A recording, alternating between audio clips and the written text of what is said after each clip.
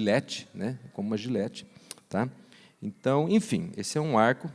E a gente gosta muito de brincar com isso. Lá em casa a gente fazia muito isso antes, agora, depois que a gente fez a reforma, lá ficou mais difícil, né? Mas, até eu falo para o Victor, a gente precisa voltar a tirar mais, porque é um negócio bem gostoso.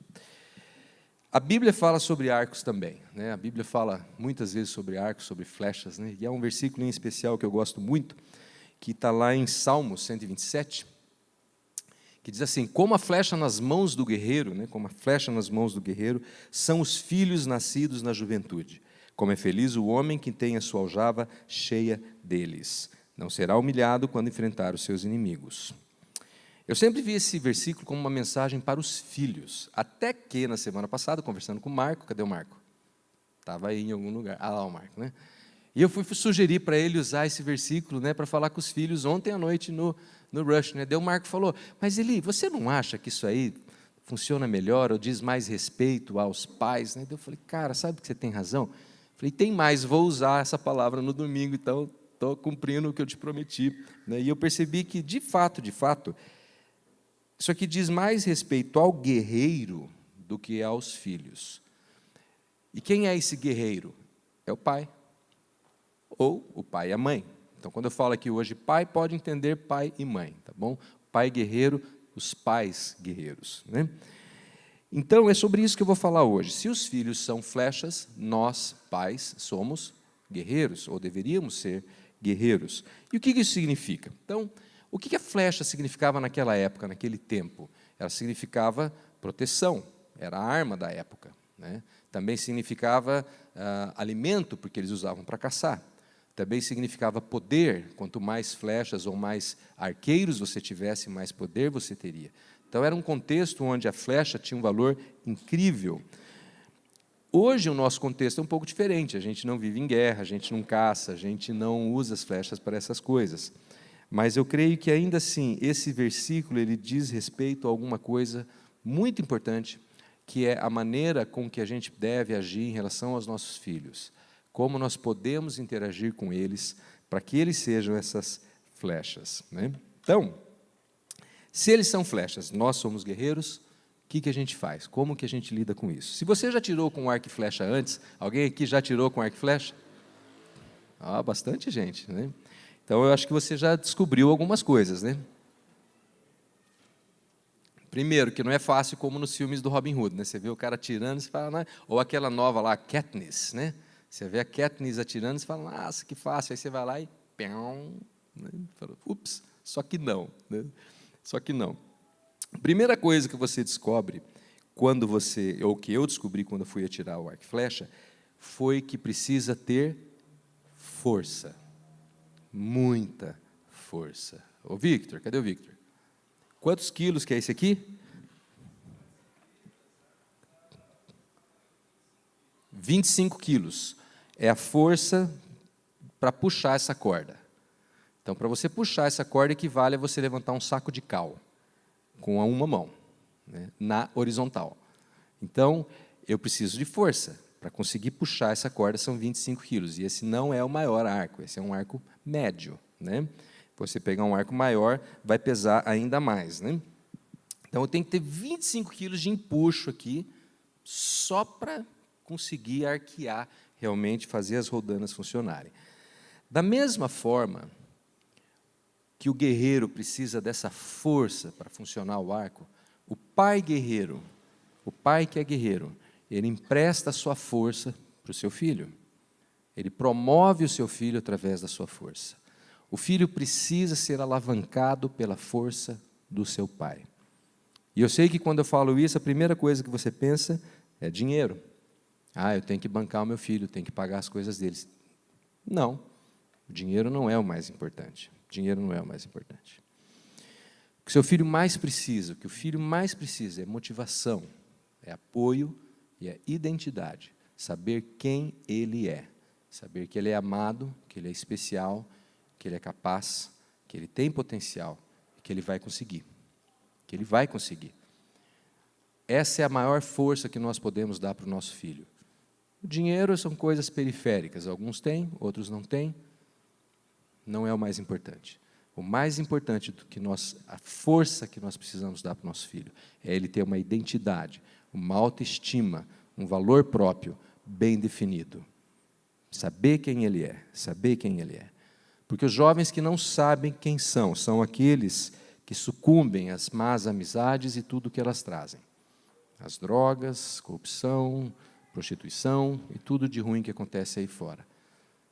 As crianças que se envolvem nessas coisas são aquelas que não sabem quem são, que não têm uma identidade bem formada.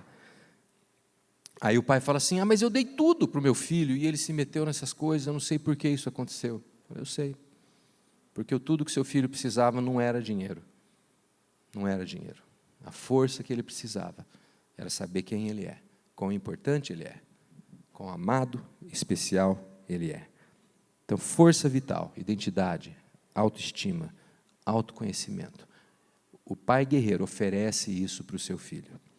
A segunda coisa que eu descobri, que até hoje para mim é difícil no arco e flecha, até hoje eu não dominei essa parte, é que para acertar o alvo, a flecha precisa de direção. O cara tem que mirar. Se ele não mirar, não vai. O pai guerreiro oferece direção para o seu filho. Oferece o caminho, mostra o caminho. O pai guerreiro, ele ouve o seu filho, entende a circunstância que ele está vivendo, entende o momento que ele está passando, discerne aquilo e oferece opções. E não apenas diz, faça isso ou faça aquilo. Há uma grande diferença entre você falar, faça assim, e você falar, você pode fazer isso, ou aquilo, mas você decide. É o seu caminho, é a sua vida. Mas eu estou te mostrando opções. O pai guerreiro, ele mostra, ele dá direção para o seu filho. Para isso, ele tem que ouvir. Tem que ouvir. Muitas vezes eu tenho umas conversas com os meus filhos lá e eu falo para eles, se você não me falar o que está acontecendo, eu não vou poder te ajudar. Porque eu preciso saber, para eu poder te ajudar a discernir, para te ajudar a tomar uma melhor decisão. Mas a decisão tem que ser dele. Terceira coisa que o pai guerreiro precisa entender, e essa eu acho que é mais difícil para as mães guerreiras, que a flecha é para ser lançada longe. Longe. Esse arquinho aqui, por exemplo, ele lança essa flecha a 63 metros por segundo, né, Victor? Que dá aproximadamente 245 quilômetros por hora. Essa flechinha. Por isso que eu não me arrisquei a brincar com ela aqui dentro, porque ela pode matar um ou dois de vocês. Com essa pontinha de matar urso aqui. Né? 245 quilômetros por hora. Imagina a distância que isso aqui vai. Vai longe. O pai guerreiro, ele prepara o seu filho para ir longe. E às vezes, a nossa tendência qual é? Fica aqui com o papai, fica aqui com a mamãe, esse bebezinho maravilhoso acabou de nascer. Você já pensou que um dia ela vai casar, você vai ter que entregar ela para um barbudo? E de repente o cara chega de motoca, rau, rau, e fala, e aí tio, tudo beleza? E pior, o cara toca guitarra. Nossa, pensou? Um guitarrista barbudo, né? Aí, rapaz, você vai falar, oh, Jesus. Nós temos que nos preparar e preparar nossos filhos para alçarem voo sozinhos. Prepará-los para encarar o mundo por conta própria e ter sucesso. E ter sucesso.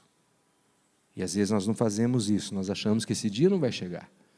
E esse ano o Victor vai casar e a gente está aí no preâmbulo de preparar o casamento dele e bate um desespero e fala, meu Deus, meu filho está indo embora. Será que ele está pronto? Será que eu fiz o que eu devia ter feito? Será que eu cumpri o meu papel? Em breve saberei. Em breve saberei. Né? Mas o que a gente fez e é o que dá para fazer agora, não tem mais jeito. Mas nós precisamos prepará-los e educá-los para que se tornem responsáveis e independentes. Independentes. Não fusionados, independentes. Para ter a vida deles. E nos visitar nos domingos.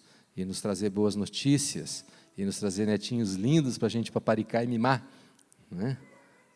Porque vô mima, quem educa é pai. Né? E aí enfrentarem o mundo e serem vencedores. Como que a gente faz isso, então? Como é que a gente faz tudo isso?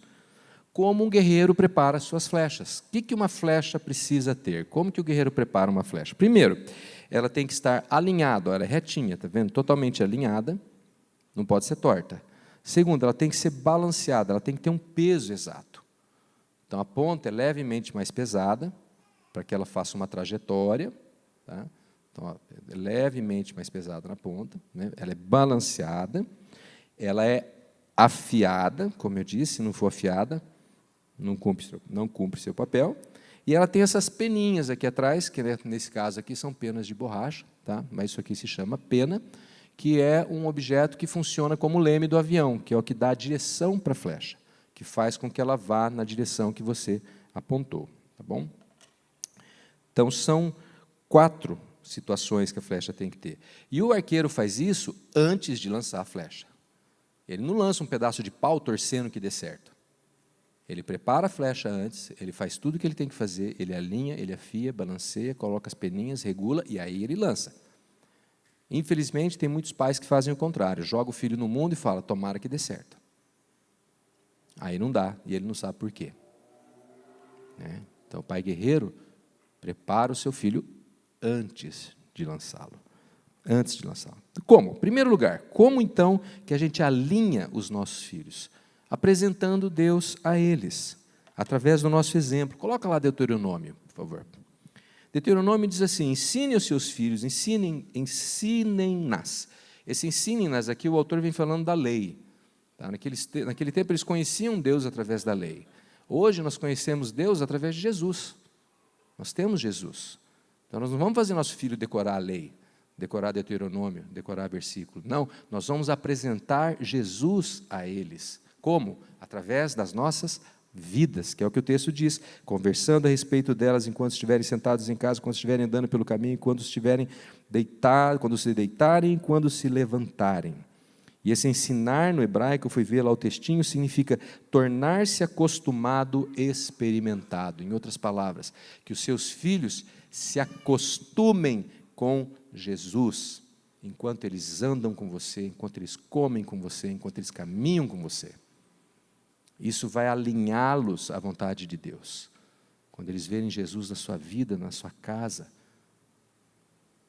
eles não vão se assustar quando alguém falar de Jesus, falar, não, eu experimento Jesus em casa, nas atitudes dos meus pais. Segundo, como que a gente equilibra, como que a gente balanceia os nossos filhos? Oferecendo equilíbrio emocional, sendo transparentes. Põe lá o texto de Tiago, por favor. Transparentes nas nossas próprias lutas, para que eles também sejam equilibrados e eles saibam que sim, no mundo teremos aflições, mas nós podemos ter ânimo porque Jesus venceu o mundo. E eu coloquei um texto aí que você vai falar o quê? Como assim, confessar meus pecados para os meus filhos? Me explica melhor isso. O que eu quero dizer com isso é, seja honesto para com o seu filho. Permita que ele saiba que você também tem lutas, que você também erra, que você acerta, mas que você precisa de ajuda, como ele precisa. E isso vai dar para ele um senso de honestidade, de saber e de segurança, de saber que as lutas que ele passa não são só dele. Puxa vida, então meu pai também tem lutas. Ah, e eu tenho também. Então, quer dizer, ter luta é normal. Ter sofrimento é normal. Eu achei que era só comigo. Eu achei que só eu passava por isso. Permita que seu filho saiba que você também luta. É claro que você não vai chegar para o seu filho de 5 anos e falar dos seus problemas financeiros ou dos seus problemas conjugais. Tá? Para o filho de 5 anos, ele se machuca, você fala, o papai de vez em quando também se machuca e também chora. Quando ele está machucado, chorando. Agora, um filho de 15 anos que está numa crise no relacionamento conjugal dele com a namoradinha dele, você pode chegar e falar, papai e a mamãe de vez em quando também tem uns perrengues aí, a gente lida desse jeito, daquele jeito, é assim que a gente faz. Né? Mas seja honesto, seja transparente e ore um pelo outro. Ore um pelo outro para ser curado. Isso cura os nossos relacionamentos, a honestidade, franqueza de coração. Isso balanceia os seus filhos. Terceiro, precisamos afiá-los, deixar a pontinha bem afiada, prontos para vencer. Aí é uma coisa mais prática. Como? Uma boa educação, uma boa formação, ir para a escola, aprender a ter responsabilidade, acordar cedo, trabalhar, cumprir os compromissos, não permitir que eles sejam preguiçosos. Tem mãe que fica, deixa o menino, é só uma fase, essa fase pode durar 40 anos, tá? Eu tinha um amigo que até já faleceu, tadinho, mas ele tinha um filho de 44 anos morando dentro de casa, que não comia se a mãe dele não fizesse o prato de comida dele. Estou falando a verdade, não é, Carla? 44 anos, o ser precisava da mãe fazer o pratinho de comida dele. Eu não sei quem é pior, se é o cara ou se é a mãe. Tá? Nós temos que preparar os nossos filhos para serem responsáveis e pontuais. Provérbios 22:6 diz assim, instrua a criança segundo os objetivos que você tem para ela, e mesmo com o passar dos anos, não se desviará deles. Aqui muita gente pensa que isso aí leva o filho para a igreja. Não é esse o contexto. O contexto dessa passagem é trabalho. E naquele tempo, esse levar a criança, instrua no caminho, era treine o seu filho na profissão. Hoje a gente não vai fazer mais isso, porque nós não vamos, o pai não vai decidir a profissão do filho, mas é você garantir que ele seja um homem trabalhador, honesto, sério, dedicado, não seja preguiçoso, Faça isso, e ele não vai se desviar. Por último, precisamos lhe dar as penas.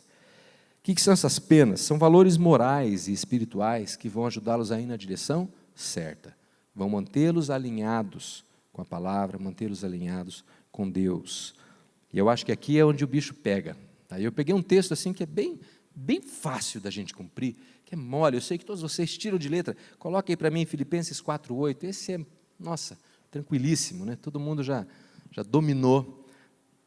Finalmente, irmãos, tudo que for verdadeiro, nobre, correto, puro, amável, de boa fama, que houver algo de excelente ou digno de louvor, pense nessas coisas.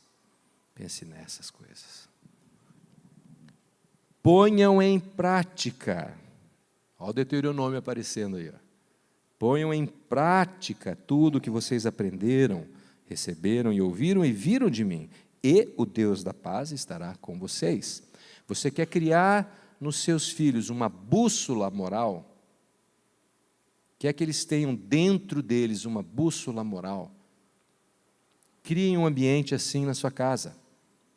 Faça com que na sua casa seja um ambiente onde tudo é verdadeiro, nobre, correto, puro, amável, boa fama, excelente, digno de louvor. Não apenas pensem nisso, mas assistam isso, leiam isso, ouçam isso. E eu não estou falando de ser legalista e falar, não posso mais assistir isso, não posso mais assistir aquilo. Eu estou falando de você ter julgamento, critérios e sabedoria para escolher o que você assiste. Porque poder, você pode assistir o que você quiser. E não vai cair um raio na sua cabeça, eu te garanto. Você tem liberdade para assistir o que você quiser, você tem livre-arbítrio, faça o que você quiser. Mas se você for uma pessoa sábia, você vai escolher o que você assiste. E é muito bacana em casa, a gente gosta muito de rock, vocês sabem, família de roqueiro, e tem algumas bandas que o Victor e eu, principalmente, a gente gosta muito, e de vez em quando a gente fala assim, puxa, isso aí não dá para ouvir, Victor? Tem uma música do Nickelback, por exemplo, que eu falo, nossa, eu gosto do Nickelback, mas não dá para ouvir, não dá, porque a letra, eu falo, essa letra é pesada demais, é muito pesada, e eu não quero contaminar a minha alma com essas mentiras que esse cara está cantando. Porque são mentiras que ele está proclamando. E isso não é digno de louvor. Então, eu não vou me contaminar com isso. Posso ouvir? Posso. Mas não me faz bem, então eu não vou ouvir. E eu sei que, ao ensinar isso para os meus filhos, eu estou construindo neles uma bússola moral. E foi muito legal, algum tempo atrás, a Luísa foi numa festinha, ela era pequenininha ainda, devia ter uns 9, 10 anos. E aí, a gente foi buscá-la. Eu não lembro se ela pediu para a gente buscar, ou como é que foi. Você lembra, Carla, aquela festa lá perto do aeroporto? Aí ela veio, eu falei, e aí, filha, festa estava legal? Ah, papai, mais ou menos. Eu falei, por quê? Porque estava tocando umas músicas lá que você não ia gostar. Acho que era a moda, na época, era aquela moda da boquinha da garrafa, não sei o que lá, E eles tocando isso em festa de criança, Aí a Lulu, na hora, já... Não, porque ela tem a bússola moral. O Thomas fala muito isso comigo, né? Essa banda aqui, ó, a letra, nossa, isso aqui não dá para ouvir. Isso é uma bússola moral. É uma bússola moral. Não é legalismo, é sabedoria. Nós precisamos dar para os nossos filhos essas peninhas que vão ajudá-los a ter direção. Então, ter sabedoria no ambiente que nós criamos dentro de casa. Bom, para encerrar, então, eu quero voltar para o nosso primeiro versículo, lá em Salmos, né? Mas agora no versículo 3. Antes dele falar do arqueiro, antes dele falar da flecha, antes dele falar dos filhos, em Salmo 124, não, pode pular lá para o último, não precisa voltar não, pode, roda, chega lá no último. Ele começa aquele texto falando assim, os filhos são herança do Senhor, uma recompensa que Ele dá. Os filhos são herança do Senhor, uma recompensa. Os filhos são a sua recompensa. O que isso significa? Tudo que nós fazemos pelos nossos filhos um dia vai voltar para nós. Volta para nós. Volta como alegria, volta como orgulho, volta como satisfação, como júbilo, ou volta como tristeza, como preocupação, como amargura, como sofrimento. Tudo que nós oferecemos para os nossos filhos voltam. E o pai guerreiro que faz dos seus filhos essa flecha afiada, balanceada, que tem direção, que tem força, trarão de volta para ele honra, orgulho, alegria. E os seus filhos se tornam um legado. Legado. Aquilo que você deixa quando você partir. Eles continuam a sua história. Eles continuam a sua história. E eles vão se lembrar de você igualmente, com orgulho, com alegria, com honra. Que eles vão falar, eu sou quem eu sou hoje, por aquilo que meu pai me ajudou, pela força que meu pai me deu, pela direção que meu pai me deu. E agora na adolescência, na infância, na pós-adolescência, talvez eles não percebam. Porque vocês que têm quase a meia idade, aí vocês talvez vão concordar comigo, que a gente só entende quando a gente fica mais velho. Quando a gente é adolescente, a gente não entende. E às vezes eu falo para os meus, agora eu sei que vocês não vão entender. Mas quando você estiver lá com seus 30, 40 anos, você vai começar a entender. E aí eles vão lembrar de nós, com amor, com alegria e com orgulho. Então é isso que eu desejo para os meus filhos, é isso que eu desejo para os seus filhos. E eu sei que nem tudo isso a gente consegue praticar de boa, nem tudo isso a gente está em cima. Mas eu queria colocar isso tudo como um alvo. Então vamos olhar para essas coisas e falar, poxa, esse é o meu alvo. Eu quero ser um pai guerreiro. Eu quero ser uma mãe guerreira. Eu quero afiar o meu filho. E eu vou me colocar diante de Deus e pedir que o Senhor me capacite. Que o Senhor me capacite. Que a igreja me ajude. Criar filho não é tarefa para uma pessoa só. Que a igreja me ajude, que o Senhor me capacite. Amém? Vamos orar? Pai, obrigado, Senhor, porque o Senhor nos fez pais. Que o Senhor é Pai e o Senhor nos fez pais. E isso é um dom divino, isso é algo maravilhoso e inexplicável. A capacidade de gerar vida. Obrigado, Senhor. Obrigado. Tu és maravilhoso, Deus. Nós confessamos, Pai, que nem sempre somos os melhores pais. Nem sempre acertamos, nem sempre temos as melhores ideias ou as melhores respostas. Mas nós tentamos, Deus. E nós precisamos da sua ajuda para fazer melhor. Então eu quero pedir agora que o Teu Espírito Santo esteja passando por cada um aqui e mostrando qual área que ele precisa ou pode dar um upgrade, dar uma melhorada, para se tornar esse pai guerreiro, essa mãe guerreira que o Senhor planejou que nós fôssemos, para que os nossos filhos sejam essas flechas que vão longe, mas que vão no Teu poder, Senhor, que vão no Teu Espírito, que vão na Tua graça, que vão fazendo a Tua obra, alinhados com a Tua vontade, e que os nossos filhos jamais se percam, jamais se desviem, que eles sempre estejam alinhados com aquilo que o Senhor tem para eles, e que assim a gente possa olhar para eles com muita alegria, com muita satisfação e orgulho, e saber que nós ajudamos de alguma maneira a realizar a Tua obra na vida deles. Que o Senhor nos capacite, porque em nós mesmos nós somos incapazes. Que o Senhor nos capacite. Nós pedimos em nome de Jesus. Amém. Queria pedir para o pessoal trazer a ceia para a gente fazer a celebração.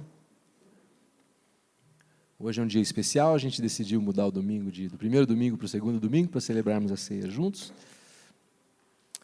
A ceia é um momento que a gente celebra aquilo que Jesus fez por nós, né? Então, a palavra diz que naquela última noite, quando Jesus se encontra com seus discípulos, eles tiveram um jantar, na verdade, eles tiveram lá um banquete, mas chegou um determinado momento que ele parou tudo, falou, gente, olha aqui para mim, deixa eu explicar algo para vocês. Aí ele pegou um pedaço de pão e falou, olha, esse pão simboliza o meu corpo, que é rompido, que é destruído em favor de vocês. Então, eu entrego o meu corpo, eu entrego a minha vida para dar vida a vocês. Comam desse pão para se lembrarem de mim, em memória de mim.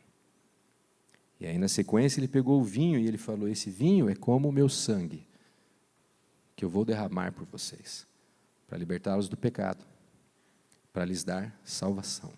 Então, bebam desse vinho, em memória de mim, e façam isso até que eu retorne. Até que eu retorne, para que vocês sempre se lembrem daquilo que eu fiz. Nós nunca podemos nos esquecer, Jesus entregou a sua vida por cada um de nós. E hoje eu quero te convidar nesse momento a participar da ceia, todos vocês, não importa a sua denominação, a igreja que você vai, isso não importa. Mas eu quero te convidar a participar desse momento como um momento de entrega, falar, Senhor, eu quero te conhecer. Eu quero receber esse pão como realmente recebendo a sua vida. Eu quero beber desse vinho, que é um suco, mas recebendo o seu sangue para me purificar, para me limpar do pecado, para me curar, para me libertar.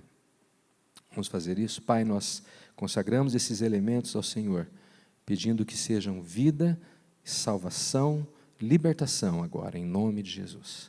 Que o Senhor, teu Espírito Santo, haja em nosso meio, trazendo cura, trazendo libertação, trazendo salvação. Que o Senhor quebrante os corações, que possa haver festa no céu hoje, eu te peço em nome de Jesus. Nós te agradecemos por aquilo que o Senhor fez por nós. Te agradecemos pela tua vida entregue naquela cruz, pelo teu sangue derramado, pelo teu amor incondicional por todos.